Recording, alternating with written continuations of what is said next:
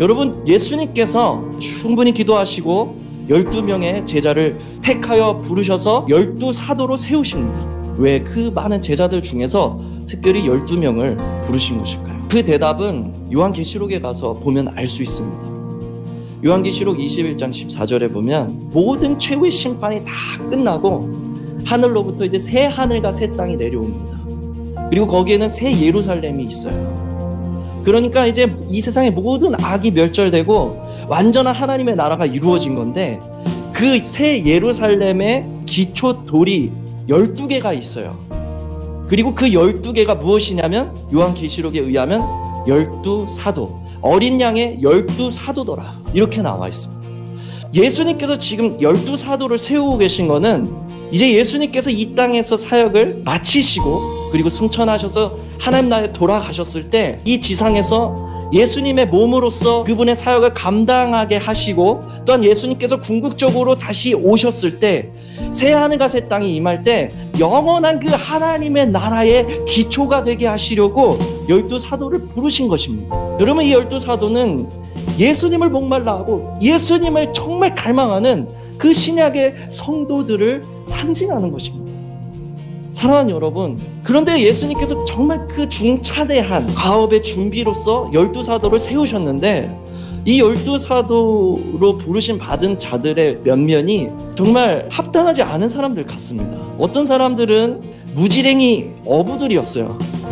또 어떤 사람들은 매국노라고 손가락질 당하면서 자기 연민에 깊이 빠져있는 세리와 같은 죄인들이었습니다. 또 어떤 사람은 이 나라와 이 시대를 향한 분노로 들끓고 있는 열심당원이었어요. 예수님께서 부르신 사람들의 면면이 무엇이냐면 부족하다 못해 자격이 없는 그런 사람들이었습니다. 그렇다면 예수님이 이 사람들을 택하신 조건이 그들의 어떠한 능력에 있었다는 것은 아니라는 것을 알 수 있는 거죠.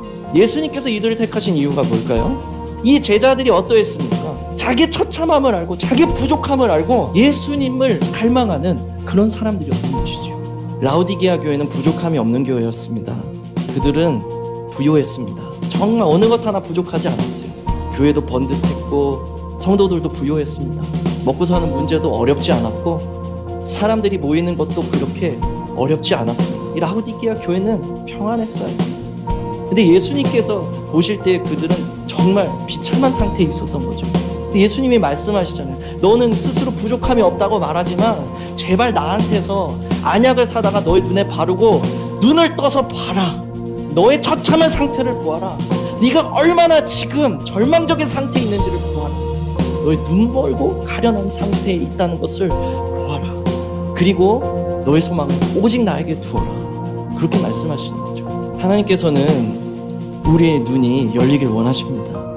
그리고 우리가 하나님을 떠나서 얼마나 비참한 자아의 모습을 보길 원하시고, 나의 그 처참한 절망 속에서 주님만을 붙들고 천국의 기쁨을 누리면서 하나님 나라를 향해서 계속 전진해 나가기를 원하시는 것입니다.